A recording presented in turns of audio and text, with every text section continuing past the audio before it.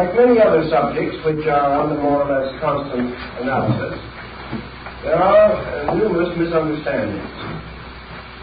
European alchemy is not of great antiquity, and the rumors about its roots in the mysterious past are highly symbolized.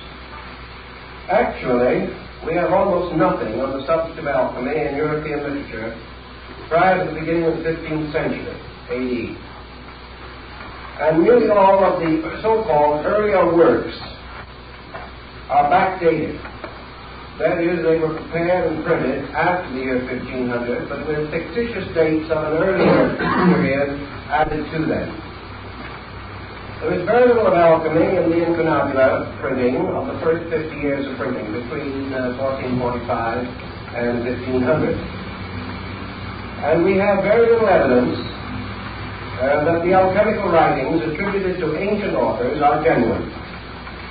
For example, there are books, presumably, alchemical writings of Aristotle, which are certainly comparatively modern fabrications. Also, a number of fictitious characters were invented during the 16th and 17th centuries as having lived at a much earlier date, but these inventions or unreal persons have no historical foundation. Actually, we find the phenomenon of the rise of alchemical symbolism in thought almost paralleling the rise of European astrological speculation and the rising of secret societies and of Rosicrucianism in Europe. Now, alchemy is not limited to European countries, that we know. Remnants of it and references to it are to be found in the writings of many ancient Asiatic peoples. But the rise of alchemy in China, like that in Europe, is comparatively late when compared to the fabulous and legendary accounts thereof. So we must recognize we're in the presence of a rather mysterious situation, namely that a art or cult arose in Europe which was given an antiquity by means of a certain exaggeration on the part of those working with it. And actually, alchemy, as we are going to consider it, developed within the period between about the year 1500 and the year 1700. During these 2 centuries, this symbolism developed and elaborated itself almost beyond human imagination.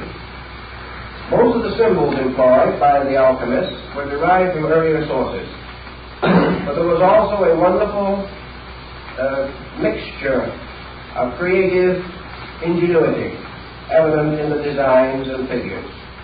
Some are obviously derived from mythology, some from natural history, as it was understood or misunderstood by the writers of that period. Certain parts of it belong to the symbolisms of ancient religious cults. A part was taken from the older symbolism of astrology. Still other elements are almost unique to alchemy and do not occur elsewhere. Thus, historically speaking, we are dealing with a body of lore that rose to prominence, flourished for 2 centuries, and then gradually declined with the rise of chemistry as we know it today. I think we should bear in mind that there was an alchemy in antiquity, very roughly and inadequately drawn, but that actually, while we say that alchemy is the mother of chemistry, we might be wiser to realize that there was also a chemistry prior to alchemy, and that alchemy did not simply give rise to chemistry. Chemistry of an earlier date gave rise to alchemy, and this in turn declined again, and chemistry once more emerged as the principal carrier of tradition in this field of learning. Now, in consideration of these elements and factors, we are not in the presence merely of a great traditional account handed down for thousands of years, but of a cleverly devised program, integrated and perfected within a comparatively short period of time. This integration has a definite bearing upon the perpetuation of certain schools of philosophy and mysticism that originated in antiquity and also passed through various vicissitudes in the rise of European culture. Let us try to draw a picture of Europe at the time of the emergence of alchemy. Europe itself was coming out of the Dark Ages. It had just passed through the Renaissance and the Reformation. The human mind was beginning to break the tremendous bonds that bound medieval man to a reactionary traditionalism. The human mind was also rebelling against the dogmatic theology which dominated this entire period of European history. For several hundred years, men had been unable to use their minds. In the first place, there was no way of training minds. There were no schools. There were no universities. There was practically no opportunity for the average citizen to become educated. The second problem was that Europe was devastated by natural and man-made catastrophes. The bubonic plague swept Europe, and during the course of about 300 years, its periodic ravages totaled somewhere in the neighborhood of some 50 to 100 million human beings died of this plague. During this same period also, the rise of the Inquisition is to be noted, and the tremendous attack upon heresy, upon liberalism and free thinking of all kinds. Even such schools and universities as did come into existence under the great cloister school system of Charlemagne were limited by a most reactionary and patristic philosophy. Even the physician did not dare to perform autopsy, did not dare to dissect the human body. He was bound completely to the writings of Galen and Avicenna, authorities, traditional authorities, whose writings covered the field from the minor ailments of the human body to the probable causes of volcanic eruptions. These traditional textbooks did not give any opportunity or any individualism to the mind of the person. It was simply schooled according to tradition, schooled within a very narrow boundary of acceptances and rejections. Within the church itself, a number of systems of philosophy had arisen, particularly the philosophy of St. Thomas Aquinas. This man had a magnificent mind, but bound as he was, again, by the limitations of his church and his time, he was unable to break through into the free atmosphere of liberal thinking. Rebels of that period, like Bruno, Savonarola, and even Paracelsus, paid with their lives, or with their worldly goods and honors, for their efforts to break through this traditional path. In this same period, demonism and demonology and necromancy flourished. The mysterious magic attributed to King Solomon was restored. The grimoires came into existence, and men went out to crossroads at night to invoke spirits. It was a time of rather dismal intellectual benightness. Yet this oppression forced upon man was not exactly in order with his growth and evolution. A more ancient man had achieved much more. The Greek and Roman civilization had given the world a magnificent look. The philosophical attainments of Egypt and the Near East were spectacular. And these achievements and accomplishments did not simply die. They could not. The human being will not stop thinking and cannot stop thinking because someone tells him he must. Thus, there was beneath the surface of European thought and European life a tremendous surge of intellectualism, a surge which could not break through, but which did begin to emerge as soon as the Protestant Reformation began to lift the boundaries on human thinking. So against this pressure from within the individual himself, the pressure of his own inadequacy, there was the force of a limiting condition of environment. Internal pressure, plus this tremendous adamant boundary fixed upon his thinking and living, resulted in an explosion, resulted in a definite breaking through from the internal psychic life of the human being. Now, we cannot say, I don't agree with some psychologists who affirm that alchemy simply emerged from the individual, that it did remotely and originally do so, and that its forms undoubtedly were influenced by the pressures of the human psyche. We do not deny. But I cannot accept that it was merely a spontaneous outburst. It was too well organized, too well developed, too carefully thought through. It is far more reasonable and likely that it represented a new appearance of a tradition struggling to restore its own place as a leader in the intellectual life of the human being. Now we know, as I have told you in other lectures, that after the Crusades, the returning Crusaders and the Templars and many other groups brought back to Europe a great deal of wisdom from the Near East. Also, the rise of Moorish culture in Spain resulted in a liberation of the human mind and a return of lines and departments of knowledge hitherto long removed from European civilization and culture. We know that all through this transition period, secret societies originating in antiquity and perpetuated quietly but strenuously by certain individuals did move beneath the surface of European life and politics.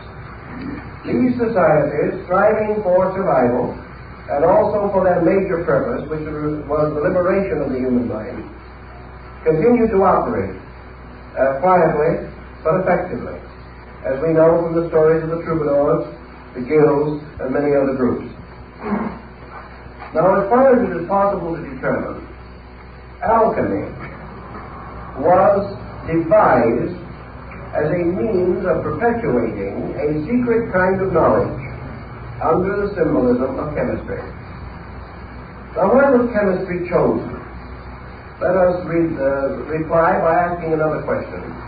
Why did the Dionysians and later Masonic organizations use architecture for exactly the same purpose? In other words, we know that the Dionysians believed that the building of a temple was a symbolization of the building of society and of the human soul. But at a time when it seemed advisable to move in secrecy, the active properties of the esoteric law were concealed under appropriate figures and devices. And just as the building of Solomon's temple came to mean the building of human society, so the transmutation of metals came to mean the transmutation of the personal and collective life of humanity.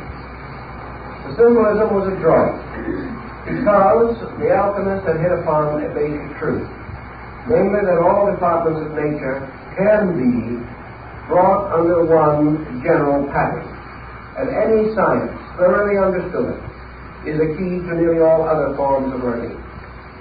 Thus, in alchemy, the entire weight of an important philosophical system was trusted to chemistry and chemical symbolism.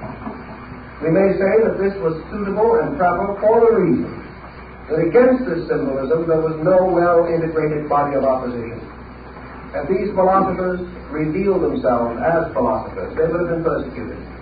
Had they advanced their ideas on a religious level, they would have been executed. Had they attempted to develop psychological training, they would probably have fallen victim to the Inquisition. But as chemists, they had several appeals. First of all, medicine and the chemical sciences were accepted by theology. They were accepted as necessary, and the Church had no direct opposition to the advancement of medical science. It did not encourage it particularly, but it accepted it. The second thing is that this symbolism strangely intrigued the covetousness of the human mind. During the rise of alchemical symbolism, many princes, powerful leaders of both church and state, hired and maintained alchemists and carried elaborate research programs because alchemy promised to transmute base metal into gold and to discover the universal medicine and the elixir of life. And there wasn't a rogue in Europe who didn't want to live longer. And there wasn't a king in Europe who did not want additional funds in the treasury. So the appeal to the cupidity and the selfishness of mankind helped to protect the alchemist from persecution. He had hit upon a wonderful formula. And even though he did suffer to some degree from the greed of princes, still for the most part he was catered to and pampered. And we remember the Street of the Gold Makers in Prague, in Czechoslovakia, where a whole colony of these alchemists worked together for a number of years under the princes of Bohemia and other royal patrons. Now, it must have been rather interesting to realize that these alchemists were supported, maintained, and nursed along by the very tyrants who alchemy expected to eliminate. But it was only timely to carry the step as we must by degrees. Now we have many hints, for example, that alchemy was a well-integrated kind of chemical guild, just as the tailors and the shoemakers and the various guilds were closely integrated bodies with their obligations, with their trade union patterns. So the chemists formed a guild, and the great guild of the chemists gradually turned into the guild of alchemy. Now let us take another parallel to this, because I think it is helpful to us, and we want penetration as well as coverage. I have made considerable research on the activity of architectural guilds in Europe during the period of the great cathedral builders, and we've come across a number of very interesting facts. When a great community or a powerful prelate of the church was resolved to build a cathedral, it was a great undertaking in those days. And if you visit the marvelous cathedrals at Chartres or Notre Dame or one of the wonderful churches in Florence, in Verona, you will realize how great an undertaking these cathedrals really were. The local villages, of course, could do very little, because at that time the village around the cathedral was just a little mass of huts, practically, around this magnificent building. Even today, the cathedral towns of Europe can be seen for miles, but only the cathedral, standing what appears to be alone, but actually surrounded by the low buildings of the citizens. When the time came to build a cathedral, the designer, the architect, or the sponsor, let it be known to the wandering journeyman. Perhaps in towns at that time there was a carpenter, or one or two stonemasons, who passed through on their apprenticeship. These were told, and in 3 months all Europe knew. These wandering journeymen, traveling from place to place, told everyone along the way, told they in turn told everyone else that they met, and so on. And so in 3 or 4 months, the whole of Europe knew that this great building was contemplated. As a result of that, qualified workmen in all of the lines naturally involved in such a project began to congregate. Now today we would say they would come and probably come up with their trailers or something of that nature and build little community or something of that nature, or move into hotels and boarding houses. Such things didn't exist at that time. When these builders came, they brought their families with them, they drove their cattle, they brought all their worldly goods, because they never expected to leave that community alive. In those days, to build a cathedral was a matter of 200 or 300 years. These men and their sons and their sons' sons would work on that building. It would continue until it was finished. Under such conditions, these builders, some coming from countries that did not even speak the language of the land in which they were to work, did not mingle with the citizens, did not move into the community or the town. They built their own city, a comparatively permanent one. And in one of the cathedrals in which I made some research, we learned that a town composed of nearly 15,000 human beings was built in a few weeks on the site of the work. This town simply came into existence. And it was all made up of workmen, craftsmen, who recognized each other by certain secret signs, who had their master's marks, and who were known to be qualified for various work. There were apprentices, and there were craftsmen, and there were masters of the work. As soon as this community came into existence, it built homes for those who were to work there. In the midst of this great community, they built their community houses. And they then sent to the nearby town where the work was to be done and communicated with the architects and the financing committee and demanded their proper share, or their proper token.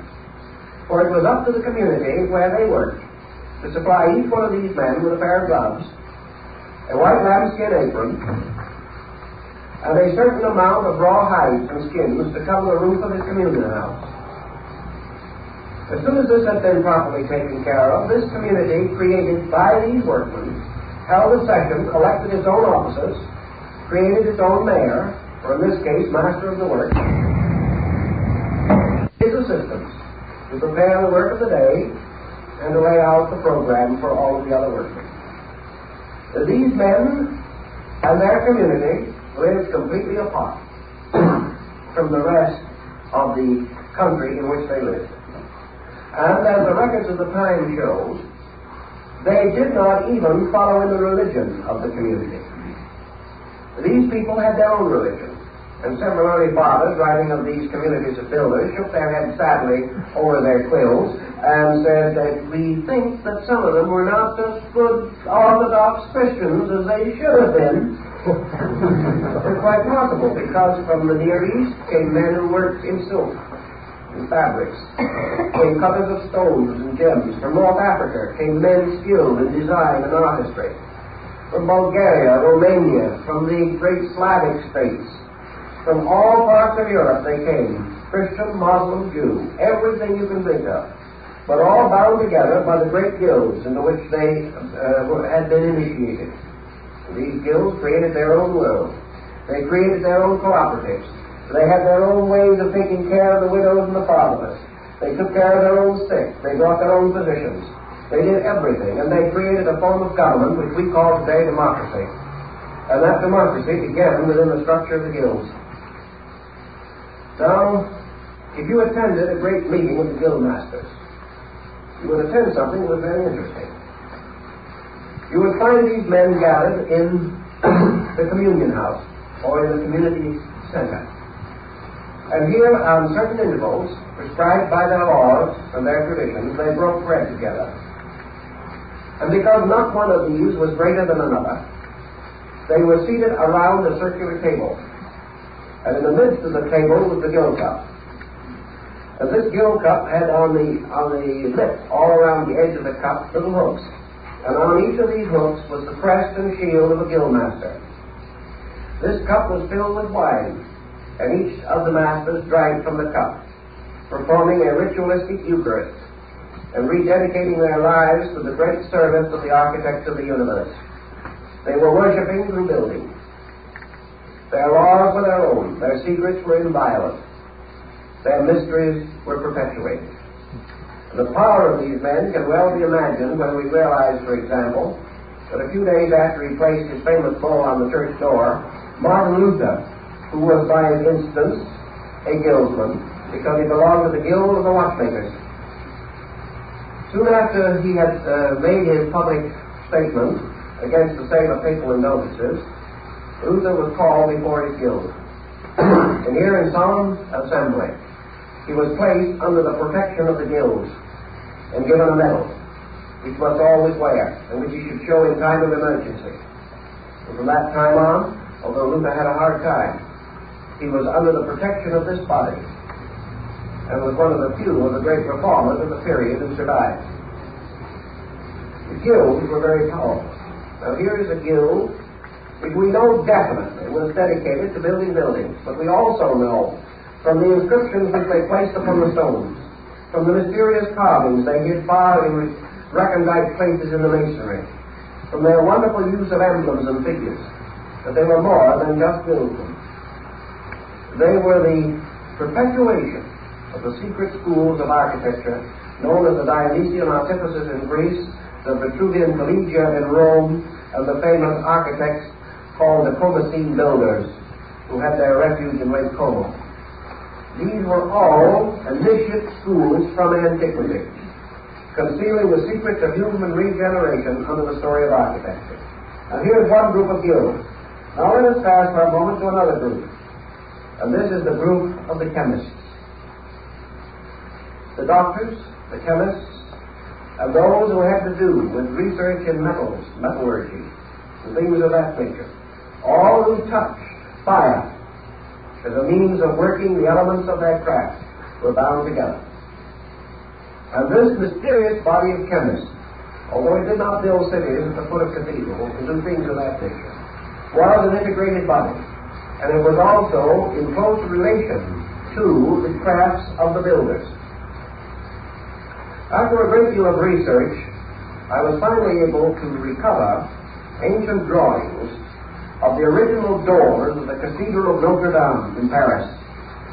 The reason this was important was that the original doors, which were removed at the time of the French Revolution, that these doors, which were cast in bronze, and are supposed to have been the work of the devil, all such interesting things were at that time. On these doors was the complete formula of alchemical transmutation. The doors were a mass of hermetic symbols. Now these doors could not have been placed there by the chemists, unless these chemists had also been in very intimate association with the cathedral builders. It was part of the same type of guild. Another guild that is of very great interest to us is the Bookmakers Guild, the printers. And if you study the coffins and trade emblems and symbols of the great presses like Gutenberg and Fuss and Caxton, you will find that each one of these presses had its master's mark, and that these book builders and makers were also bound together in a fraternity, which is the reason why it was possible through the medieval and early modern period for ciphers and secret devices of all kinds to be introduced into books. This could not have taken place had it not been for the guilds, this tremendous body of men who were bound together by a common purpose. And that common purpose was the restoration of the golden age in the world. And when we go directly and strictly into the alchemical symbolism, we come upon a number of intimations. And in order to trace these intimations, we have to go step by step through an inconceivable labyrinth of clues and hints and implications. We know, for example, that the term adept, as we know it in the West, is first applied to the alchemical masters. As the various building crafts elected a grand master, the alchemists elected or appointed or accepted into their bodies certain masters of their arts, whom they call adepts. In alchemy, this term has a very special and definite meaning. It should not be confused with the Eastern or Oriental concept of adept, or even the Rosicrucian or mystical concept. The adept was the master alchemist, or one fully possessed of the mysteries of the art. Now, in the builder's craft, you have the masters, the fellow crafts, and the apprentices. In the alchemical guild, you have the adept, the illuminate, and the initiate. Those were the 3 degrees. And these represented those who had attained to 1 or 2 or even the 3rd step of knowledge concerning the mysteries of chemistry.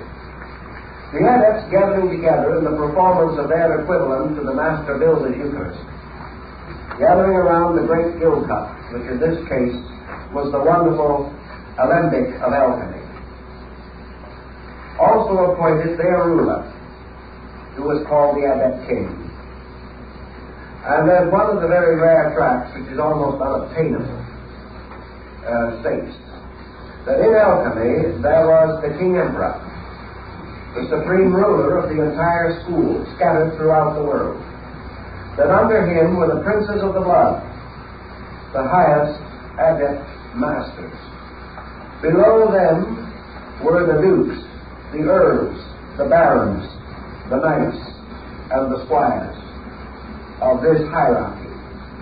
And therefore it was customary to refer to a certain alchemist as a duke or as an earl, depending upon his place in this great, mysterious empire which existed in a strange dimension extending through all other empires and binding them together by a strange level of traditions. Now, material relating to this, as I have said, is exceedingly hard to find. We find a few references to it in Kunra, a very early alchemical master. And we also find references to it in a work called The Adepts in Alchemy, a very interesting and early work. But in wandering through one of the old libraries of Europe, I was able to find this manuscript, which perhaps comes a little nearer to some of this problem than we will find most anywhere else.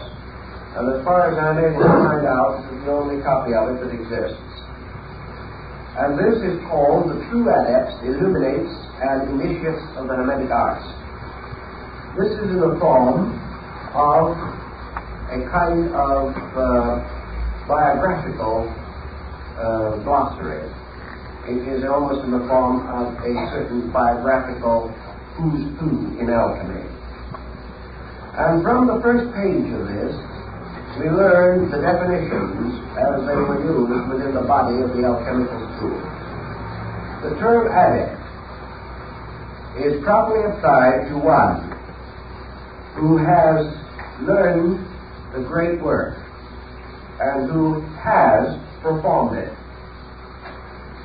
That is the proper term for an adept. The term illuminate or illuminist is properly related to one who has experienced the mystery of the work, but does not know how it is performed. This is a rather curious differentiation. The term initiate is one who has achieved to the knowledge of the method, but has not performed the work. Now this is the way in which the guild of the chemists was divided.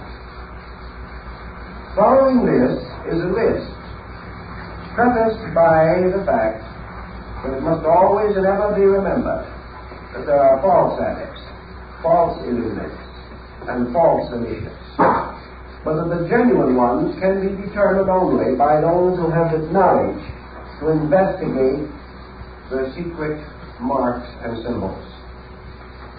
Then we have here a list of the adepts of the school, both imaginary and historical, and also the degrees of their development within the school. We learn from this book, for instance, that according to the alchemical tradition, Moses was an adept. We learned that Solomon was an adept.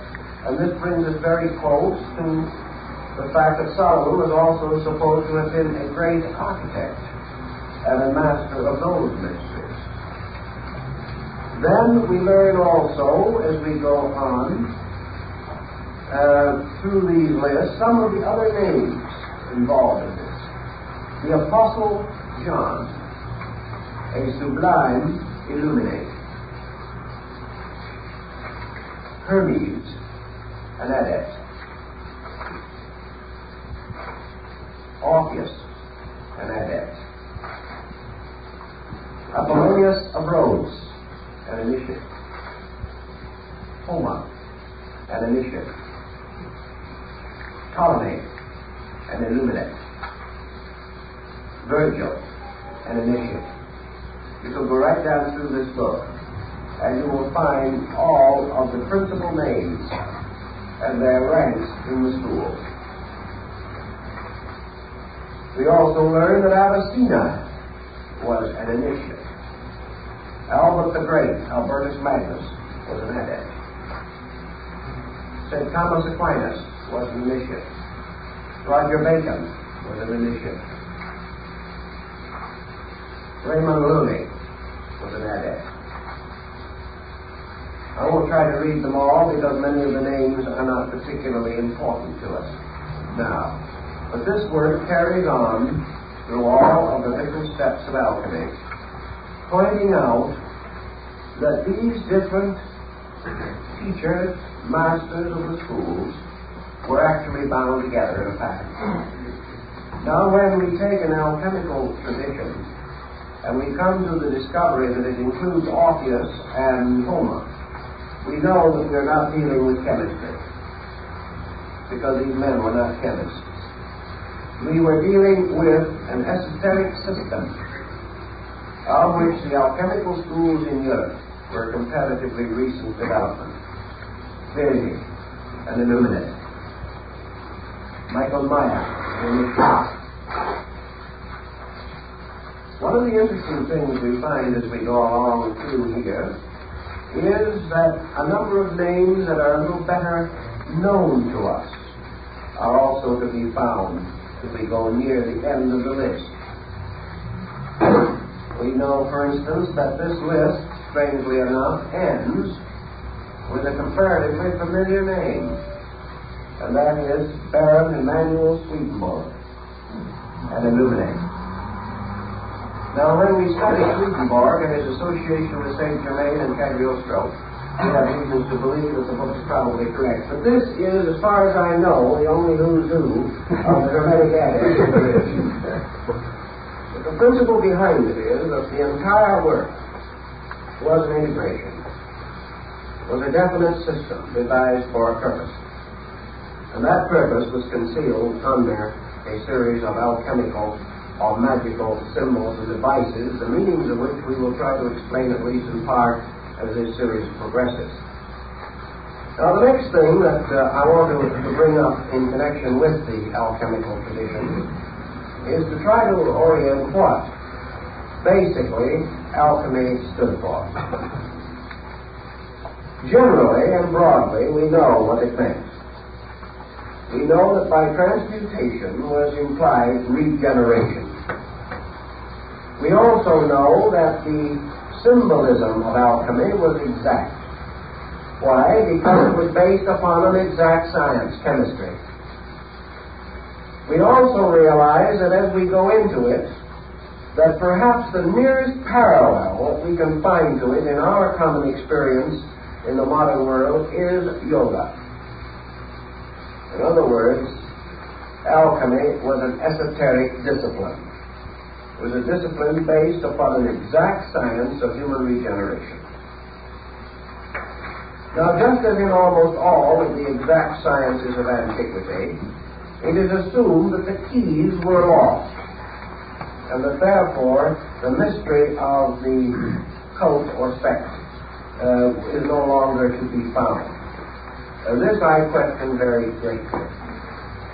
The second point that I think we should try to realize and understand is that the alchemists were not only interested in the regeneration of man, but in the restoration of the philosophic empire as established in the concept of Plato.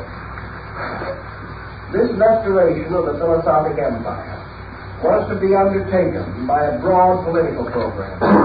So alchemy penetrated and permeated practically every political and social state of the world, extending as far as China, throughout India, throughout the Near East, and even extending into the Central and South American areas of the Western Hemisphere, where chemistry had reached a fairly high degree of proficiency.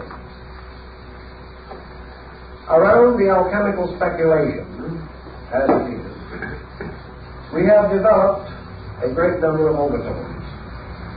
And these overtones can best be understood by reference perhaps to some of the alchemists themselves. Following this list, and only using approved members of the Necker group, the aristocrats of the order, we find, for example, that certain alchemists are more reliable, more careful, and obviously more informed than others. Among the best and greatest informed of these adept alchemists was Raymond Lully. Another one highly proficient and skilled was Bacillus Valentinus, monk of St. Benedict. A third very highly efficient one was George Ripley, the English chemist. And then fourth, equally at least recognized and remembered for his important contributions to the subject, was Michael Sendivogius. These were among the great names in alchemy.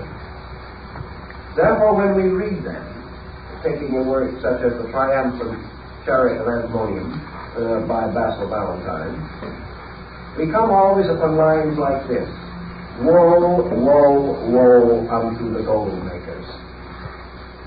And another line in Ripley which says that whoever believes that the transmutation of physical metals is the end of alchemy is a fool.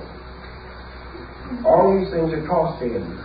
Very little is made of them, because at that time it was advisable to unveil the secrets too completely.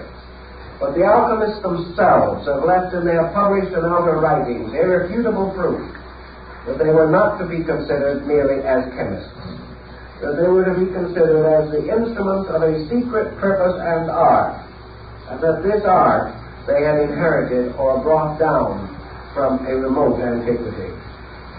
The alchemical symbolism itself was very recent, but the method or mystery behind it was very old. The second and another important point is that the alchemical tradition moving into Europe Christianized itself intensely. But this Christianization was no part of its original symbolism. Gradually, therefore, we find the introduction of Christian figures and symbols into the alchemic arts. But wherever they are used in a purely alchemical sense, not in the sense of theology. Just as the mystical symbols of astrology and magic used by Bede were not to be used in the magical and astrological sense, but in a purely mystical sense, a matter which has been of considerable concern to students of the subject. One of the names associated with early alchemy was Paracelsus von Hohenheim. This great Swiss physician tells us that he was initiated into the mysteries of the spiritual art of chemistry by masters of this art in Constantinople, and that it was among the Muslims that he gained his first great knowledge of the secrets of transcendent chemistry. In all probability, he studied with the dervishes and other Eastern groups who had under another symbolism, the symbolism in some cases of music or song or poetry, had come to the same as did the famous troubadours and the Priard of Ronsard in France. All of these groups were bound together. Dante's Inferno was not intended to be a literal description of the netherworld. Milton's Paradise Lost was not intended merely to be a story based upon a great religious fantasy. These things were tied together. They were part of a pattern. And if you had the key, you could unlock the pattern. If you did not have the key, it remained hopelessly a mystery to you. But to possess the key was to have a knowledge of the transcendental arts and all that they imply in the system of alchemical speculation. Two names I'd like to mention specially connected with the problem of alchemy this evening. One is the French alchemist Nicolas Flamel. The story of Flamel is almost unbelievable. He was a poor man who made his living by writing documents and acting as a notary. In one of his experiences wandering around, he found a mysterious book, which was called the Book of Abraham the Jew. This book was written upon tablets of some mysterious fiber-like substance. And it contained only a certain number of leaves, and on these leaves were the entire formulas of the transmutations of metals. Flamel studied these leaves very carefully for a number of years, and finally hit upon the formula. And as a result of having found the formula, he built a number of institutions for the poor, orphanages and churches and chapels in France, and finally caused the entire formula to be carved in beautiful designs upon the arches of the Church of the Innocents in Paris.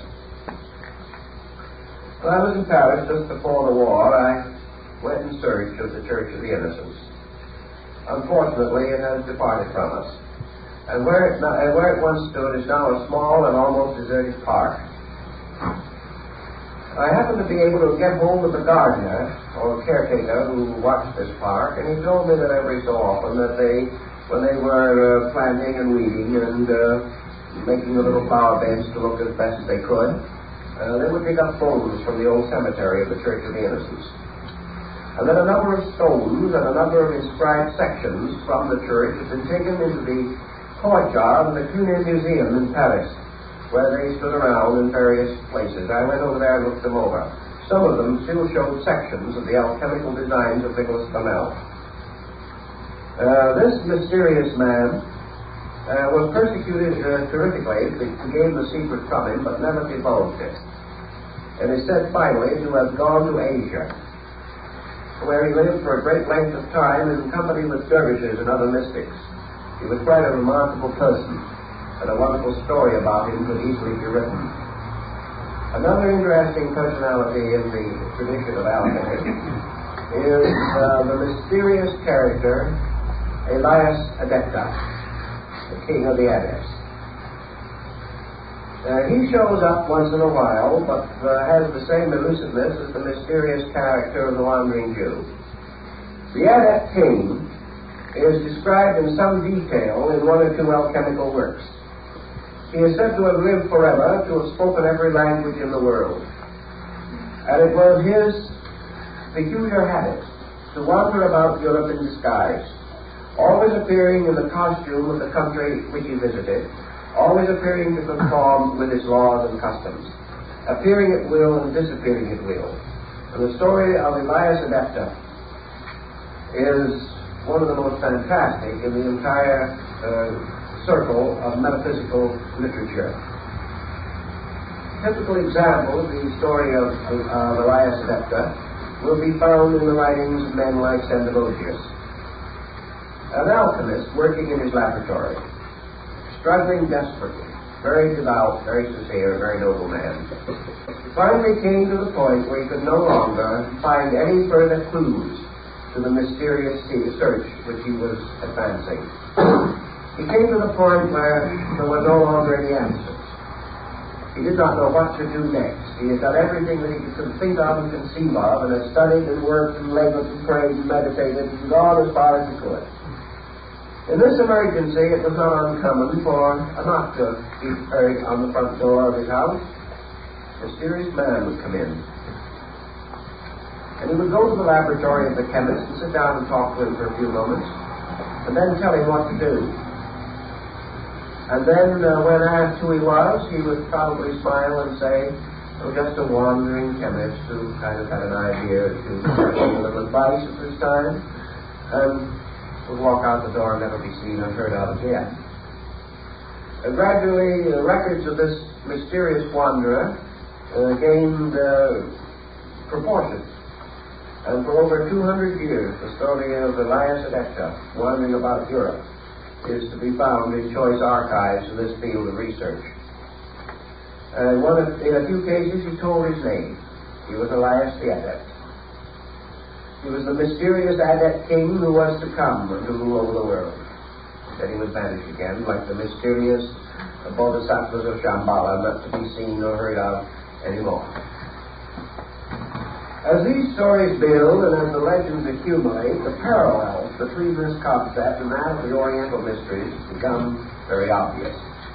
And we know that we were dealing in Europe with an advanced system of speculation and art and science, which normally would not have existed and could not have existed, and which had to conceal itself for its own protection.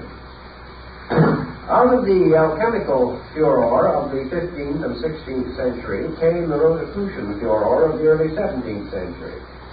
And let us remember definitely that all opinion and prejudice to the contrary, that there was no evidence of the existence of Rosicrucianism in Europe prior to the year 1610.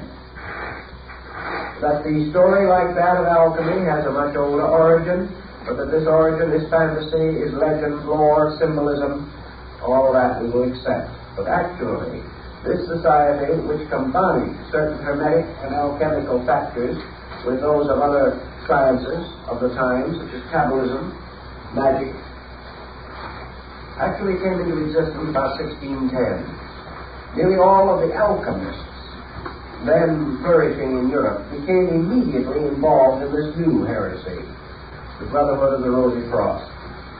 It also was strangely short-lived and elusive. There are a number of accounts of Rosicrucian adepts, including one who whistled rats out of houses, which we won't take him too seriously.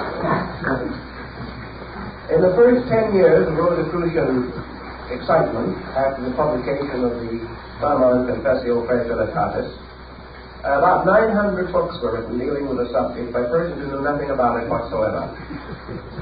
Many of these books were in the form of open letters, published at the expense of the author, in stating his own qualifications and asking a brother of the society to contact him in some way.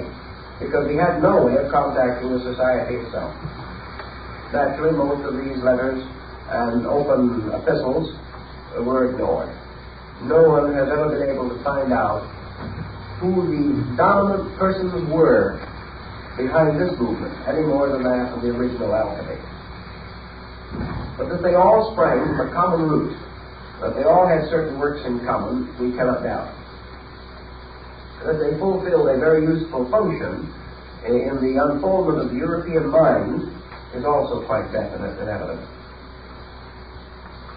Now, from this general survey, which is naturally exceedingly brief and which only touches a few of the interesting phases of it, I want to try to start a series of rather brief definitions of some of the elements of alchemy as we have to contact them and work with them in the future.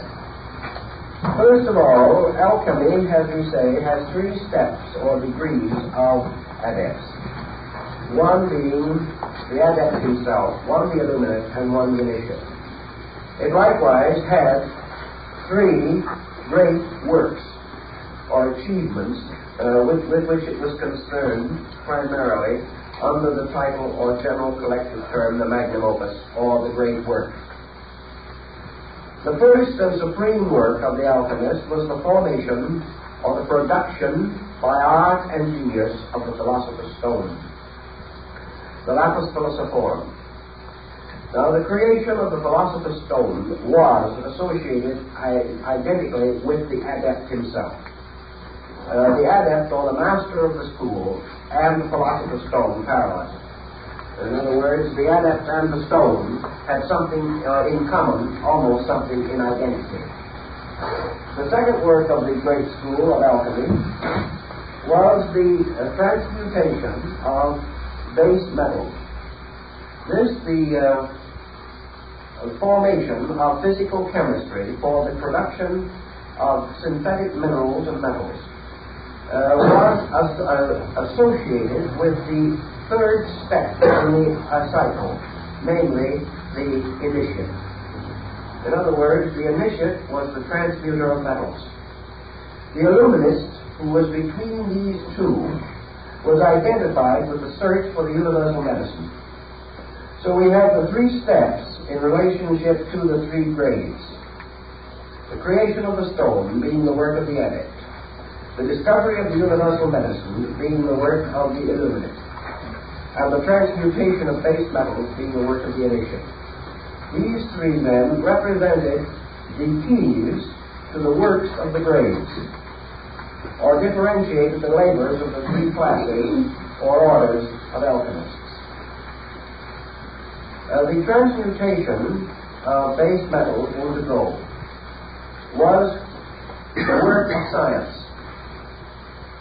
The creation of the universal medicine was the work of philosophy.